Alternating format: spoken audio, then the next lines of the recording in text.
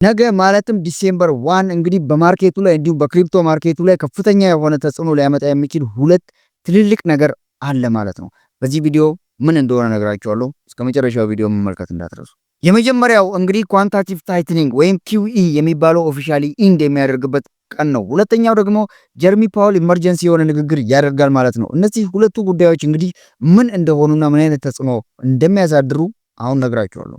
እንግዲህ ይሄ ኳንታቲቭ ታይትኒንግ የሚባለው ጉዳይ ብሮድ የሆነ ኮንሰፕት ነው። ነገር ግን ለኛ ፐርፐዝ ያክል ምን ማለት መሰላችሁ? የዩኤስ ፌደራል ሪዘርቭ አማውንት ኦፍ መኒውን ከፋይናንሻል ሲስተሙ ላይ ሪዲዩስ የሚያደርግበት ሲስተም ወይም የሚቀንስበት ሲስተም ነው ማለት ነው። ሶ ይህ ነገር አፕን የሚያደርግ ከሆነ ምን ይፈጠራል? እንግዲህ ኪዩቲ በሚኖርበት ወቅት ምንድነው የሚፈጠረው? አንደኛ መበደር ከባድ ይሆናል፣ እንዲሁም ኢንተረስት ሬት ሃይ ይሆናል። ሊኩዊዲቲ ደግሞ ከማርኬቱ ላይ ይቀንሳል ማለት ነው። ይሄ እንግዲህ ለክሪፕቶ ምን ማለት እንደሆነ የምታውቁት ነው። ሊኩዊዲቲ ሲቀርስ፣ ኢንተረስት ሬት ራይዝ ሲያደርግ፣ እንዲሁም ሰዎች ገንዘብ መበደር ሲያቀታቸው ወይም ሲከብድባቸው ክሪፕቶ ማርኬቱን ሃይሊ አፌክት ያደርገዋል ማለት ነው። ከዚህ በተቃራኒ ሆኖ ደግሞ በኪዩቲ ፋንታ QE ወይም ኳንታቲቭ ኢዝኒንግ የሚሆን ከሆነ ፌድ ከማርኬቱ ላይ እንደሚቀንሰው ሁላ ልክ በማርኬቱ ላይ ደግሞ ይጨምራል ማለት ነው።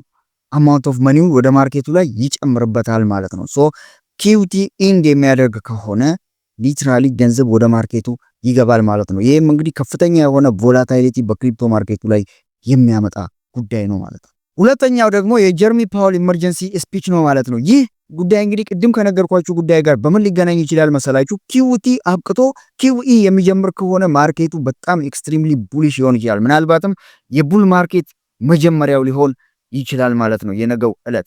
በአንጻሩ ደግሞ በዛው QT አሁንም የሚቀጥል ወይም ሪስታርት የሚደረግ ከሆነ ደግሞ ማርኬቱ በጣም በሚገርም ሁኔታ አደገኛ ክራሽ ሊያጋጥመው ይችላል ማለት ነው። ተያይዞም ደግሞ ጀርሚ ፓውል ሊቀየሩ ነው የሚል ሩመርም ስላለ እዛ ላይ ምናልባት እሳቸውም የሚለቁበትን ወይም ማውቃታቸውን የሚናገሩበት ንግግር ሊሆንም ይችላል። ጀርሚ ፓውል ቦታቸውን የሚለቁ ከሆነ የሚተኳቸው ሰው ኬቪን ሃሴት ናቸው ማለት ነው። እኚህ ሰው ደግሞ ፕሮ ክሪፕቶ አድቮኬተር የሆኑ ሰው በመሆናቸው የክሪፕቶ ማርኬቱ ምናልባት እሳቸው የሚገቡ ወይም የሚመረጡ ከሆነ በጣም ትልቅ በሆነ መልኩ ቮላታይል ይሆናል ወይም በጣም ይጨምር ይችላል ማለት ነው። እንግዲህ ይህ እንደ ቀላል የሚታይ ጉዳይ አይደለም። በማርኬቱ ላይ ስፔሻሊ ሪስክ አሴት በሚባሉት እንደ ክሪፕቶ ባሉት ማርኬቶች ላይ ከፍተኛ የሆነ ቮላታይሊቲ የሚያመጣ ጉዳይ ነው ማለት ነው።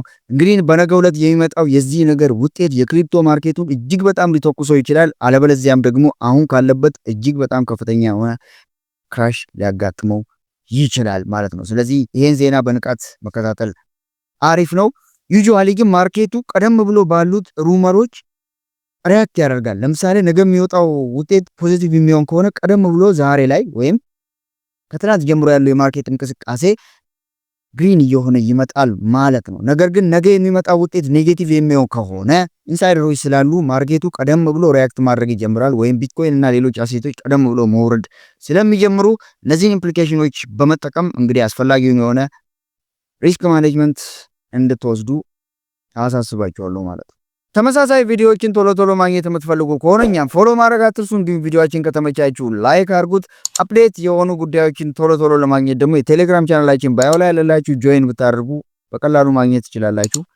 ይመቻችሁ።